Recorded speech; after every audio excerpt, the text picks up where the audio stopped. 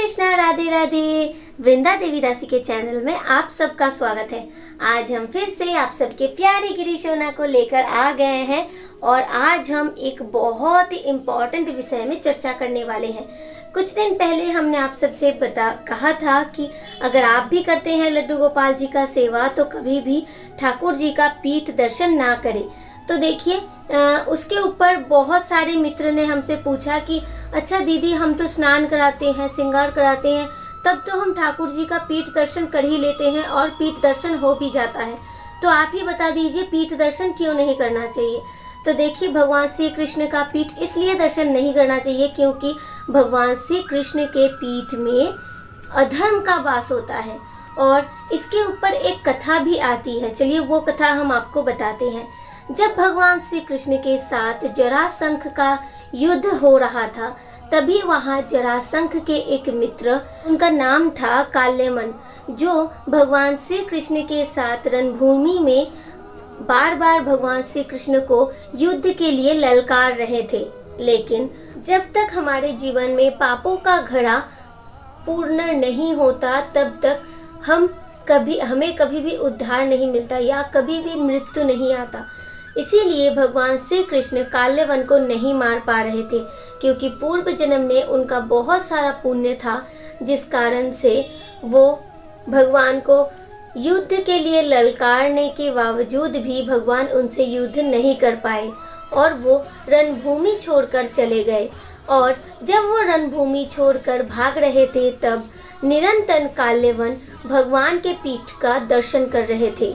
जैसे ही काल्यवन भगवान के पीठ का दर्शन करते गए तो उसका अधर्म भी बढ़ने लगा और भागते भागते जब उसका पूरा पुण्य फल खत्म हो गया तब भगवान एक गुफा में जाकर छुप गए। जिस गुफा में एक राजा जिनका नाम था मुचुकुंद, वो निद्रा में थे और उन्हें भगवान इंद्र का वर प्राप्ति था कि अगर कोई भी उन्हें निद्रा से जगाएंगे तो पहली नज़र जिसके तरफ पड़ेगा वो भस्म हो जाएंगे। उस राजा मुचुकुंद को काल्यवन ने भगवान श्री कृष्ण समझकर नींद से जगा दिया और जैसे ही राजा ने काल्यवन के तरफ देखा तो काल्यवन अग्नि में जलकर भस्म हो गए और ऐसे ही राक्षस काल्यवन का मृत्यु हो गया था। इसीलिए कहा जाता है अगर आप मंदिर जा रहे हैं तो कभी भी ठाकुर जी के पीठ को दर्शन ना करें, बस उनके मुख को दर्शन करना चाहिए।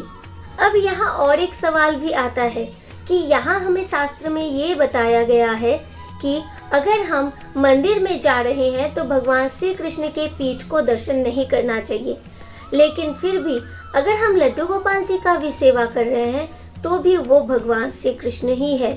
इसीलिए चाहे लड्डू गोपाल जी हो या भगवान श्री कृष्ण, अधर्म का वास तो दोनों में ही होता है।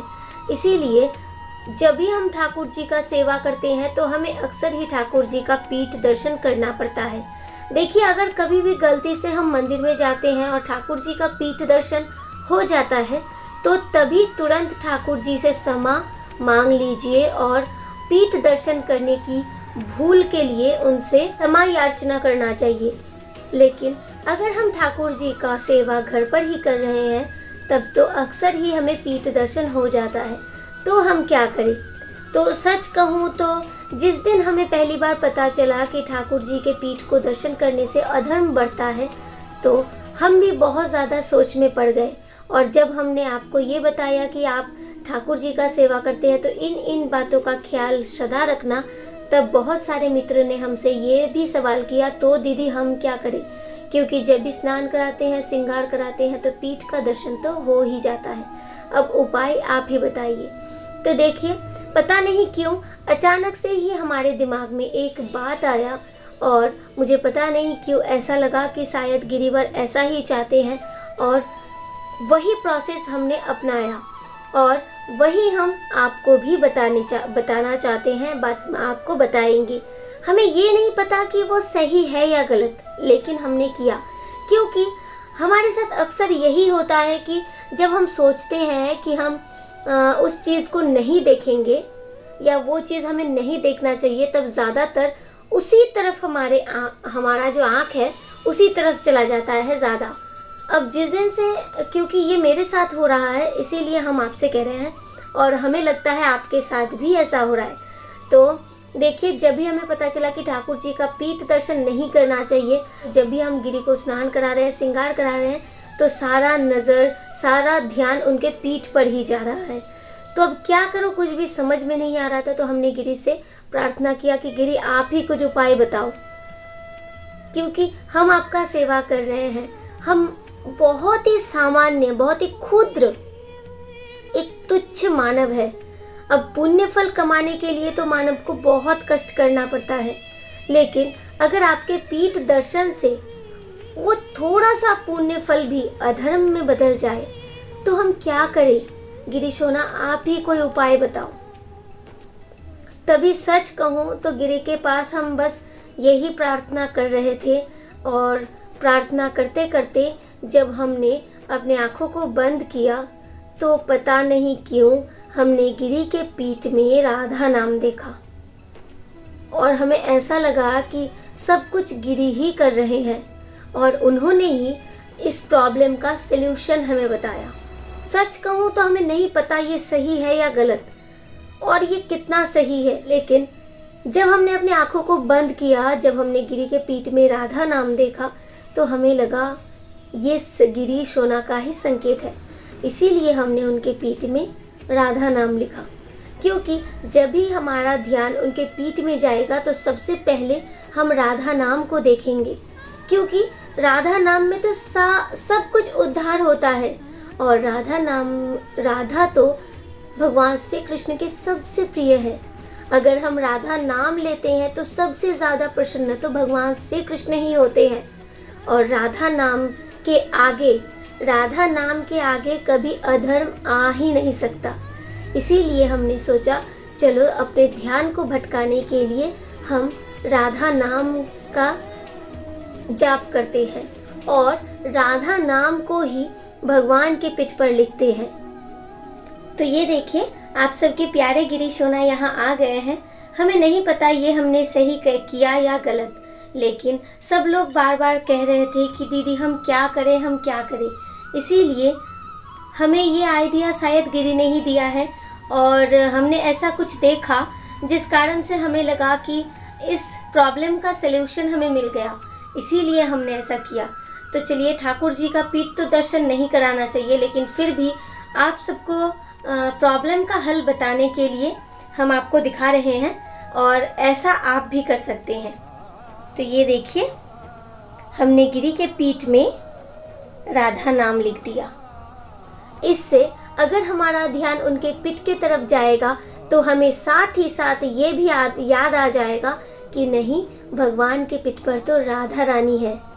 जैसे भगवान के हृदय में राधा रानी है, वैसे अधर्म का नाश करके राधा रानी का स्थान भगवान श्री कृष्ण के अंग अंग पर है। यही सोचकर आज हमने गिरी के पीठ पर राधा रानी का नाम लिख दिया, क्योंकि कहते हैं जो राधा रानी के भक्त होते हैं उनके आगे आगे भगवान श्री कृष्ण चलते हैं, और वो सदा ही अपने भक्त को रक्षा करते हैं। इसीलिए हमें ऐसा लगा और हमने ये किया।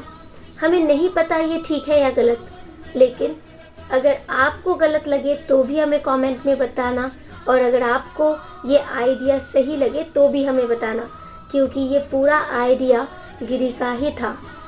हमें कुछ भी समझ में नहीं आ रहा था क्या करें, बहुत ज़्यादा दुविधा में थे। तभी हमने गिरी से कहा, तो अपने आँखों को बंद करते ही हमारे आँखों में बस यही आया कि गिरी के पीठ में हम राधा नाम दर्शन कर रहे हैं, और जैसे ही हमने ये देखा वैसे ही हमने गिरी के पीठ में राधा नाम लिखा।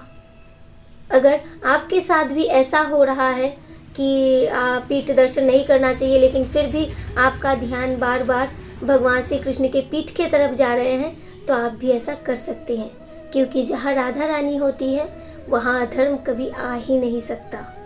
अब आप बताइए, गिरी सोना का ये आइडिया आप सबको कैसा लगा?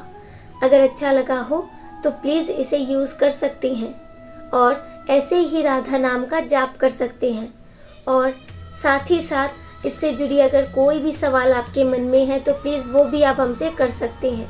हम ज़रूर कोशिश करेंगे आपको पूरा इन्फॉर्मेशन देने का। तो चलिए, अगर आप हमारे चैनल में नए हैं तो प्लीज़ हमारे चैनल को सब्सक्राइब कर लीजिए, बेल आइकन को भी प्रेस कर लीजिए हर रोज़ ठाकुर जी का ऐसा ही प्यारा प्यारा लीला कथा सुनने के लिए। मिलते हैं नेक्स्ट वीडियो में। Hare Krishna, Radhe Radhe. Thank you for watching.